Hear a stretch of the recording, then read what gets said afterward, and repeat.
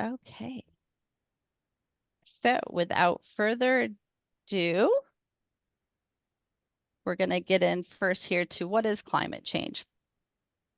So we've all heard the term climate change, but do we know what it means?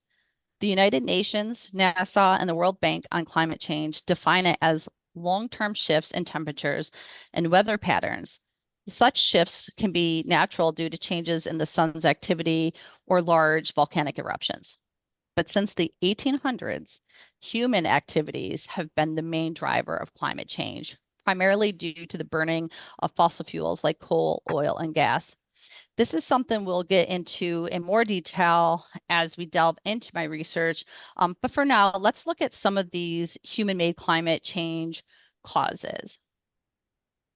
So, since these activities come from human activity versus natural causes, they're referred to as human-made climate change.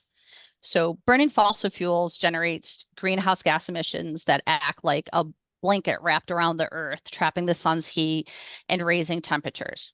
Some of these causes include, but not limited to, generating power. So generating electricity and heat by burning fossil fuels causes a large chunk of global emissions. Most electricity is still generated by burning coal, oil, or gas, which produces carbon dioxide and nitrous oxide, powerful greenhouse gases that blanket the earth and trap the sun's heat. So another is manufacturing goods. Manufacturing and industry produce emissions mostly from burning fossil fuels to produce energy for making things like cement, iron, steel, electronics, plastics, clothes, and other goods. Mining and other industrial processes also release gases, as does the construction industry. Machines used in the manufacturing process often run on coal, oil, or gas, and some materials like plastics are made from chemicals sourced from fossil fuels. So also cutting down forests. Cutting down forests to create farms or pastures or other reasons cause emissions, since trees, when they are cut, release the carbon that they've been storing. Each year, approximately 12 million hectares of forests are destroyed. Since forests absorb carbon dioxide, destroying them also limits nature's ability to keep emissions out of the atmosphere. So then also using transportation. Most cars, trucks, ships, and planes run on fossil fuels. That makes transportation a major contributor of greenhouse gases, especially carbon dioxide emissions. Road vehicles account for the largest part due to the combustion of petroleum-based products like gasoline and internal combustion engines, but emissions from ships and planes also continue to grow. And then we have producing foods. So again, these are all things that contribute to human-made climate change. So producing food causes emissions of carbon dioxide, methane, and other greenhouse gases in various ways, including through deforestation and clearing of land for agriculture and grazing, digestion by cows and sheep, the production and use of fertilizers and manure for growing crops, and the use of energy to run farm equipment or fishing boats, usually with fossil fuels. And so then consuming too much. Your home and use of power, how you move around, what you eat, how much you throw away, all contribute to greenhouse gas emissions. So does the consumption of goods such as clothing, electronics, and plastics. It's scary, I know, but these are just things to keep in mind as we think about how climate change can impact our psychology, which is a lead into really the greater picture for me, which is, psychology and climate change as we move into women and gender inequality. So climate change can affect psychological well-being. It is associated with increased frequency and severity of extreme weather events, and the impacts of discrete events such as natural disasters on mental health has been demonstrated through decades of research showing increased levels of PTSD, depression, anxiety, substance abuse, and even domestic violence following the experience of storms. So effects tend to be greater for people who have experienced greater harm, and they are moderated by sources of social support and resilience. Natural disasters also have indirect effects on physical and social infrastructure, disrupting education, medical, economic, and transportation systems. This adds to the stress burden of individuals and threatens the mental health of those who are vulnerable. The more Gradual changes associated with a change in climate are likely to increase both migration and conflict. People may want or be forced to leave their homes due to a range of factors such as rising sea levels, thawing permafrost, melting glaciers, or desertification, all of which make it impossible or undesirable to remain. But migration can be highly stressful, especially when it involves crossing borders. The journey itself is uncertain, and the process of adjusting to a new home is difficult, especially when people are not always welcoming by the, existing residents. Migration is frequently accompanied by economic challenges. In the next few slides, we'll delve a bit deeper into my research, which will correlate the impact of fossil fuels, a contributive climate change, like I had mentioned, on human behavior. So this helps us tie it all together a little bit. So first, let's take a look at a poster I had prepared.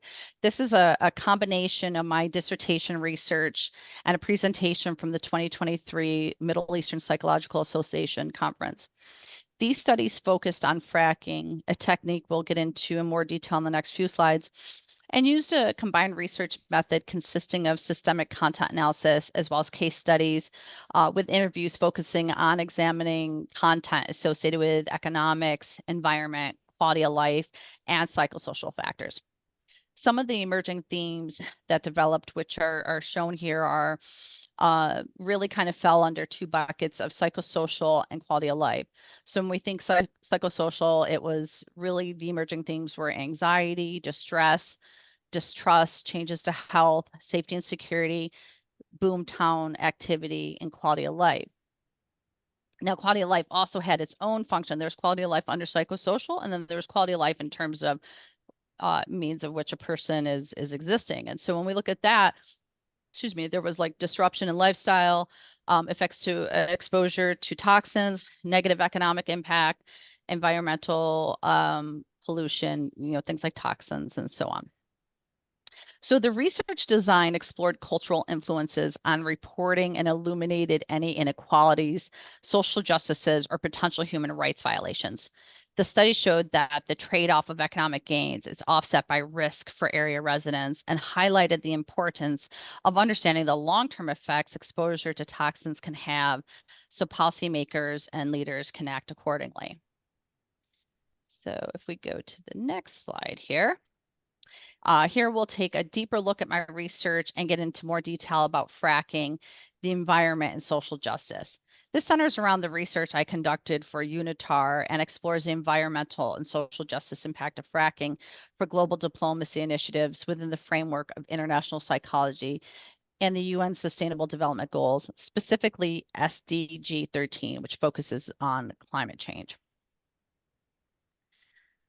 So by this point, you might be asking, what is fracking?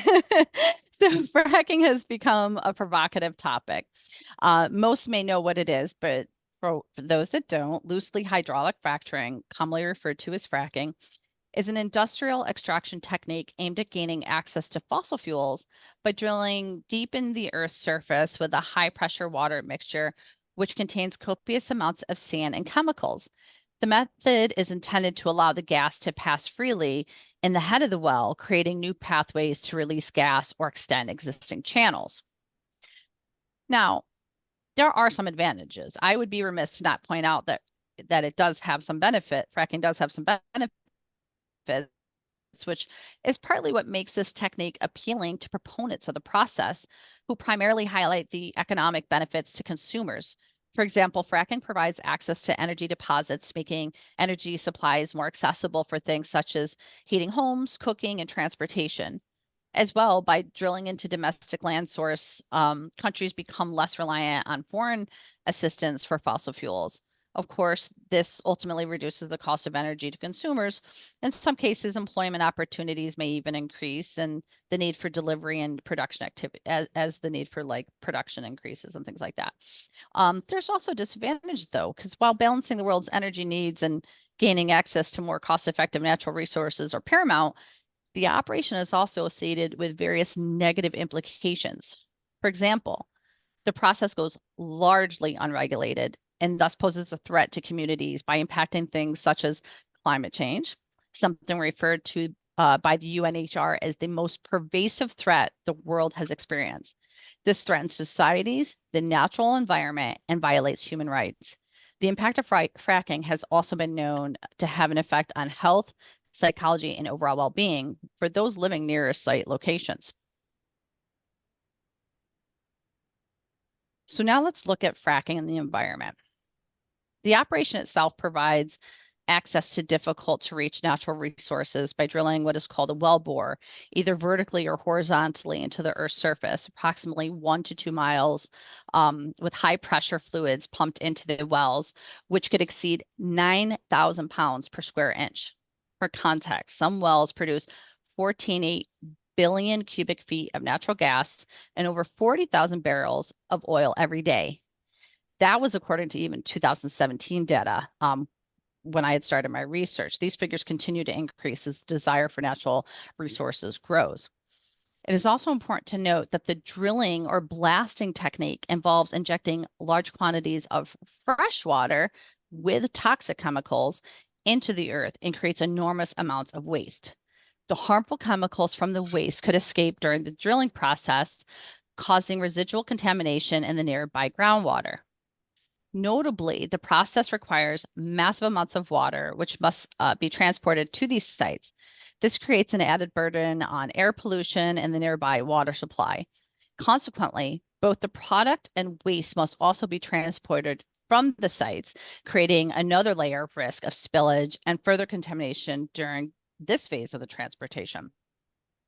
While the process earned its pseudonym by the way the earth or rock is fractured during extraction technique, the term fracking has become synonymous with the entire fracked well procedure, from the initial drilling stages of the hole through the fracking, through the fracturing process and the production of fossil fuels.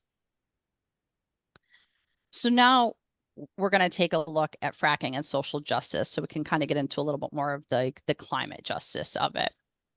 So first, climate justice is something we hear recently. Loosely, it is an approach to climate action that focuses on the unequal impacts of climate change on marginalized or otherwise vulnerable populations. What I'd like to do is look at social injustice or unequal impacts of fracking activities on at-risk populations. This is also referred to as social justice. Social justice broadly refers to the promotion of equity and fairness of resources and other opportunities across many aspects of society. Given how disproportionately marginalized populations inhabit low-income industrial areas with little to no voting power, some refer to this phenomenon as environmental racism, whereby marginalized community members are significantly and unjustly impacted by environmental and other inequalities at greater rates. Arguably, areas associated with fracking activities also tend to be more remote, situated in industrialized locations. And given the virtually nonstop fracking operations, this can severely impact one's quality of life and put their overall health at greater risk. This results in an inability to sustain a healthy lifestyle due to one's surroundings, a consequence of institutional rules, government policies, or corporate decisions that target certain communities for undesirable land use, which can disproportionately expose them to these toxins. Some examples, fracking practices include bright lights, loud noises, significant amounts of dust, continuous trail of traffic light. The pollution creates during extraction methods is cause for concern to local water and air supply, as well as ground contamination and other health implications. And in many locations, at least from my research that I had studied, crime rates had gone up 33% during the periods that were researched. So, just due to these fracking activities and some of the characters that it brought in. So it's pretty significant. Oh, sorry. So we're going to get a little bit more into taking a look at the lifestyle changes of fracking and the social justices here. So first we'll look at lifestyle changes. As a lifestyle for those living nearest site locations can be drastically altered due to the frequent activity, constant and increased noise levels, not to mention the lighting needed to keep operation functional around the clock. It's been found that in spite of any temporary improvements in economy due to job creation, the results were not as strong as anticipated, as the jobs often went to workers being transferred in from other areas with an expertise in fracking. Conditions such as rapid population growth caused a spike in rent, as well as other cost of living increases, which adversely impacted local communities. Additionally, marginalized populations with difficulty finding jobs are forced to relocate, in some cases, leaving family and familiar community behind. Uh, the quality of life impact. So the quality of life relates to standard of comfort, safety, security, employment, happiness, and environmental factors. When examining of quality of life through my research, many of the studies use qualitative comparative analysis to focus on the relationship between fracking operations and health risks, particularly when factoring for race and income, and found there was a positive correlation between risky emissions. So other things that were impacted were community dynamics. In many cases, there was an overall feeling that life had altered for communities and neighbors once operations commenced.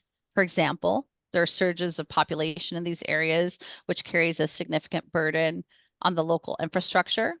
Examples being things like healthcare, transportation, safety response teams. Also, neighbors start to be pinned against one another when one opposes the operation and another supports it. So, also, overall health and well-being. This was something that was really prominent, like I had mentioned. So, understandably, exposure to toxins can impact the overall health and well-being of those living in fracking communities. This can be measured by increased cancer risk, breathing problems, depression, difficulty during pregnancy and birth, as well as other health-related factors, even employment. Ultimately, the standard of comfort is generally hindered. However, health suffers as a result of fracking activity, and in some cases, health changes are irreversible. So now we're going to look at the gender equality and climate change. Now that we have a good understanding of climate change and human-made occurrences to climate and social injustices, we need to look at the gender inequalities that exist. But first, it's important to note that detrimental effects of climate change can be felt in the short term through natural hazards, as well as the human, created ones, such as landslides, floods, and hurricanes, and in the long term through more gradual degradation of the environment, as I pointed out earlier. However, it's critical to emphasize the adverse effects of these events are felt in many areas, including in relation to agriculture and food security, biodiversity, ecosystems, water resources, human health, human settlements, migration patterns, all these things that I've been mentioning, as well as energy, transport, and industry.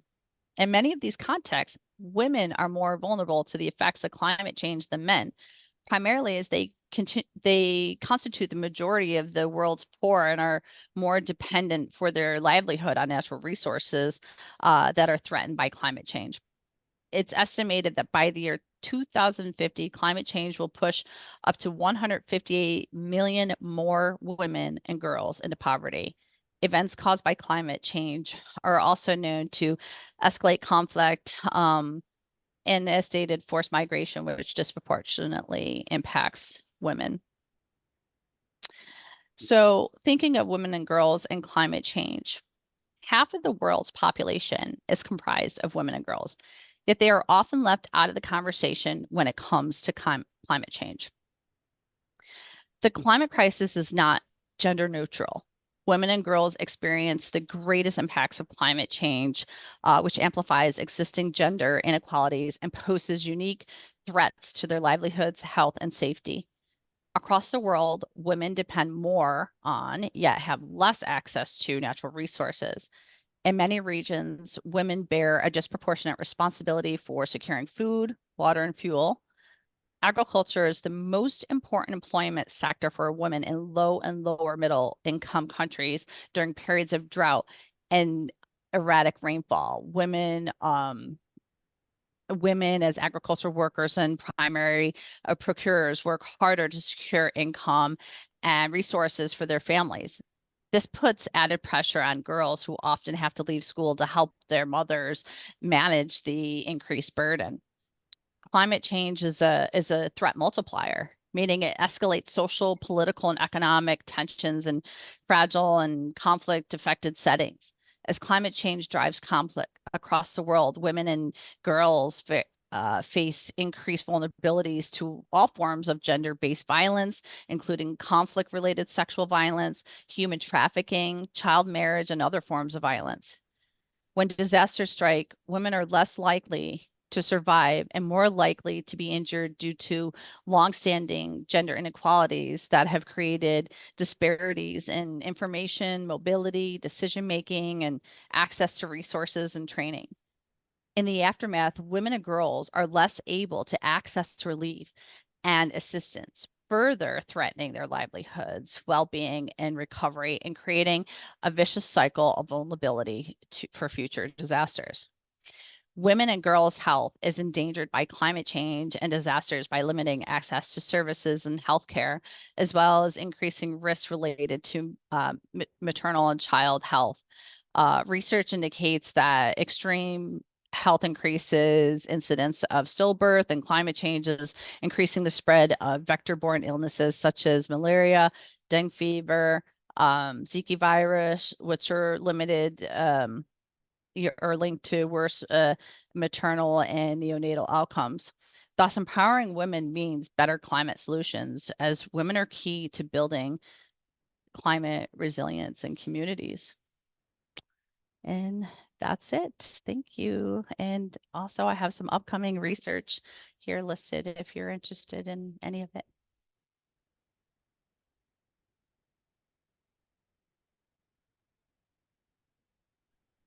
Thank you, Patricia. It's amazing. I've learned more this time from listening, as there's a lot in this, that we really need to think about. And, and when I was first introduced to climate and women, it was like, I don't get it. What are we doing? And I think little by little we are understanding more. And I think the science that you're doing in your research, combining the social justice, and it's not something that is predominantly being discussed. So I really appreciate you sharing it with us. And I want to take a minute also to welcome Professor Noor, who has joined us. We got to meet at a panel Patricia and I were on for Indianapolis Ivy Community College a couple of weeks ago. And so I wanted to invite folks to know more about Zonta and the fact that Zonta is an international organization working on many advocacy, but really the climate is one that we're learning more about every day. So thank you, Patricia, and welcome, Professor Noor. Good to see you, Professor Noor, again. Thank you for coming. Oh, thanks. Thank you very much. Yeah, it was a great talk. I got to know, because I'm also I talk about this with my students also about climate change. But I mean, we can't give a conclusion when we are teaching. So we just give the scientific knowledge to our students. So I tell them, you decide. You are the future. So, I so love it.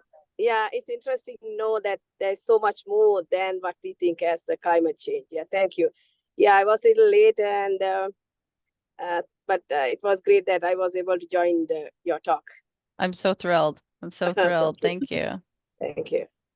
And we've got to take this opportunity to tell you more about Zonta so that you can share with your students. One of the things that we have is different scholarships. So I had brought it up briefly before, but if anybody, I'm kind of losing my voice. I'm having, so if anybody else from Zonta would like to do a 2-minute Zonta talk, please do, because I think Professor Noor would like to learn more about what What is this organization? Yes, true. That's true. I have never heard about this one. Actually, Gerald did a great job introducing you all, and I think I'm so interested about this, your work, and because I really like to know about the world and how can we help each other.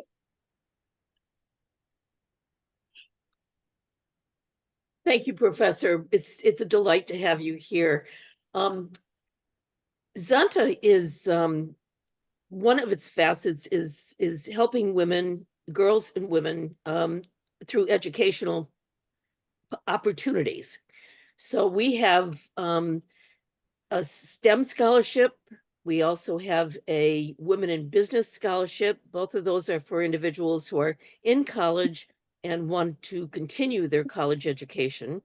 We have a Young Women in Public Affairs scholarship for individuals who are in high school and ready to go to college to help them.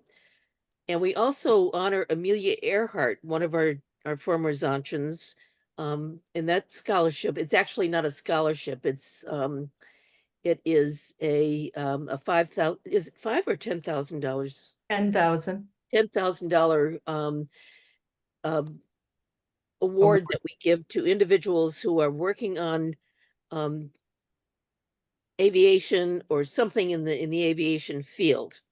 And the international organization is just amazing. The Zanta Women's Foundation, Foundation for Women, I'm sorry, is the one that runs that, and honors a number of different individuals every year, thousands and thousands of dollars. And we also work with the UN on service projects throughout the world. And then locally, clubs work on service, advocacy, and fundraising to support all of these opportunities. So we definitely invite you to visit zonta.org or zontadistrict1.org, and we're happy to answer any other questions. We'll send you an invitation. The next E-Club meeting in a month is got another fascinating speaker who's going to be talking about trans and how to support people with diversity. And so there's a lot of different issues that we work on, and we're happy to put you on our newsletter mailing list. So that's kind of how you find out about things. So that's just a little plug for Zonta as we do. But the rest of you who know about Zonta, questions for Patricia. This was amazing. Thank you again, Patricia. My pleasure. Thank you. I'm happy to be here and have your undivided attention. I know that was a lot of information. I wanted to make sure that I did kind of blend it all, because I think sometimes if we just talk about one aspect of it, it's kind of hard to see, what the broader picture is. And so when we really look at kind of the steps of it, climate change, but also the part we're doing to impact climate change, and then those that are impacted most by it, I think it just helps a little bit. In my opinion, I think it helps a little bit because you can tie it together and you're really getting a better picture of the processes that might help us make different decisions in the future. And, not that everybody's going to do their own thing, but I think it does. Education is key. And as we get informed, it does, in my opinion, I think it helps us influence some of our decisions. So we might be a little bit more cognizant of them. Patricia, what do you think we can, as you know, is an important part of Zonta is the advocacy work we do. What do you think we can do? I know that in the past, all we've heard is recycle, reuse, everything. And we're finding out now that that's not doing anything. And one of the reasons is that all of the things that we gather to recycle, a very small part of them actually do get recycled. And the problem is getting worse and worse and worse. And we've The plastic company, for instance, have made us think that we can undo it by just recycling our Yeah. big jugs of laundry detergent. And so Yeah. what can we do? Because I don't think the message is getting down to us. Yeah, I agree. It's a really great question, and so it's going to have like a twofold response, and some of it may seem altruistic. I will say, while it seems it, because I do feel that way myself at times, where I'm like, oh my goodness, what if I leave this light on a little bit longer? Is that really bothering? Or if I do this, the truth is, things like that really do, and that's kind of why I touched on the consumption a little bit, because it's those things that we don't think about that do add up over time. We can always look at that even in our short-term impact, meaning our wallet, right? Oh, if I don't leave my light on, or if I don't use as much water, my water bill is less, or my electricity is less. So the other side of that is we're also contributing less to some of those emissions. So that's kind of part of it. The other bigger, broader part, which I like to focus on, is really is the policy change, and we need to affect policy change. That is the biggest thing, and this is why I focus, or have focused a lot, on fracking in terms of fossil fuels, because it is right now the largest thing, and it is the biggest misconception. All we are getting are from politicians is how great it is, and yes, it does provide less of a cost in our pockets. However, it doesn't talk about all these other risks. And when we leave the risk out, sure, it sounds great. But the problem is it is not regulated. And without those regulations, this is where we're having problems. So that spillage, it's contaminating water, it's contaminating the air. You have a lot of the women that live in those surrounding areas that are really having difficulties in childbearing and their pregnancies. You have a lot higher risk of asthma, cancer, things of that nature.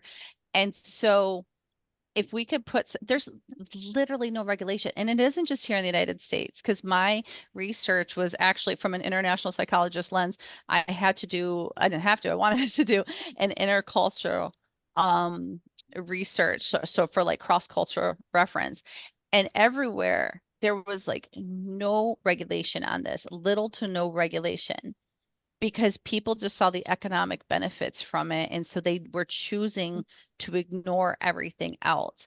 And so if each of us here and everybody else, can raise our voices, then that is going to really make policymakers have to put some regulations on this, because that is what we're missing. This happened, I didn't even think of this until just now. I had done some my field work in Europe, and I was in Germany, and there was an automobile maker, I'll leave the name out of it, who was saying that they had everything was clean, all their energy, everything they were doing, they were environmentally friendly. And then it came to find out they were doing their own risk emissions assessment. And so some of the reports were skewed. A lot of the reports were skewed, and the government got involved, and they ended up having to fix it. And now they are much cleaner, and they are doing a better job with it. But that's what needs to happen here. It needs to happen in all these oil-rich countries, because what's happening is we're drilling into where all these dinosaurs have been dead and buried for billions of years. And we're unearthing that. And it's what's really going on. And it's emitting all the toxins from them. So there's little things we can do, and there's big things we can do. And it may seem like those little things don't count. But they do. They do. And education, sharing with other generations is really big. I find people, little ones, really mock what we do. So if they see things or mirror, I should say, excuse me, they mirror our behavior. They mock it So too sometimes.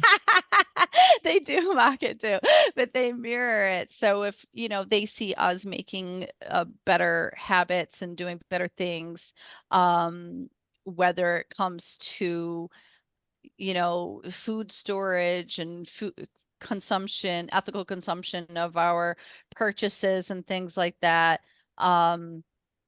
Repurposing some of your stuff like electronics, make sure you're recycling that the appropriate way so it can get disassembled and, you know, recycled appropriately versus going into landfill, things like that. So it feels like we can't. I get it. I get it because I feel like that quite often myself. But then I realize somebody will come up and say to me, you know, you really influenced me. I now recycle this and I never did before.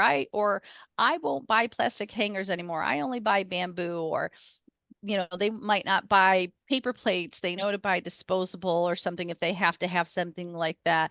And so while we think we're not having an impact, little by little we are. We need to do better. We need to do, you know, greater things, but that's where the policy comes in my opinion. Patricia, as far as policy, I know that you've been working with the think tank for Zonta Says Now, which is an international thinking. And just so people know that there's a session coming up April 21st, and the link to that is on our website to learn more. How involved, because I'm thinking about what Donna Raycraft was just asking, how do we as Zonta, I don't know if our advocate, because we have very active advocacy caucus here in the US, and I'm not sure, you know, like there's things like Fast Fridays, which people can quickly send out things to their legislators. Is there anything happening that way or connection that you're aware of? So, from last that I saw or heard, and I don't want to misspeak, so if I say something that's inaccurate, I apologize. More of the focus that we've been doing has been around, so for example, we just did one on plastics, and there's supposed to be a blast going out for that. If it hasn't already, it may have already. I might have missed it. I apologize. But it's more been around kind of the different you know, like cold weather climate, hot weather climate, and so it's been really focused around that and like the things that you can do. I do think that what is a good idea for future, you know, if we have the space for it or whatever, is talking about how you can get involved in terms of going to your congressman or your representative or whatever about policy and seeing what policy is there. You'd be surprised. Actually, New York State several years back did put a moratorium on fracking. So some states do actually get a little bit more actively involved because they understand the risk involved. But I will say, if you're located anywhere like along where like the like in the US, for example, like the Appalachian Trail or like the Balkan yeah, the Balkan line, which is kind of goes from like Texas up to Canada. It kind of goes like this here in the US. Then you're running right along where a lot of fracking activity takes place, and a lot of it takes place in Canada as well. It's a really oil rich country, which is part of the reason why I chose to include them in my research, because I knew I was going to get a lot of pushback from Canada. I was well aware of it, but that's exactly why I wanted to do it, because I wanted to just keep seeing what doors had to be pushed, what we had to do to get somebody who would talk and do the interviews and help with the surveys and provide an honest assessment of what was going on. And it was interesting because some of the people that I interviewed during my research were like initially a little kind of reluctant for various reasons. And one just finally said to me, you know, we get researchers in here all the time and they say they're going to do something and then they don't do it. And I said, well, okay, I understand that, but I'm telling you, I am not stopping until I get into the UN and something happens. So we're going to do this. And that's what you have to do. You just have to keep being very persistent. If you want to make change, you have to be persistent. You have to be very active in it. And so to kind of go back to what you're saying, I don't think we've included anything like that to this point, but I do think, you know, if the crew is open to it, that would be something that would be done in the future to say, hey, maybe we should show where people can go and talk, because if we make it a little easier for people to have those conversations, they may be more apt to do it. Well, I want to thank you again, Patricia. This has been very enlightening, informative, and I'm so glad that we have recruited you to be part of our Zonta team, because this is exactly what we do and who we need. So the other reality is we're all very busy women, and one of the things I promise people is it's an hour, and it's already 7 o'clock. So I'm having to wrap it up, but I want everybody to know we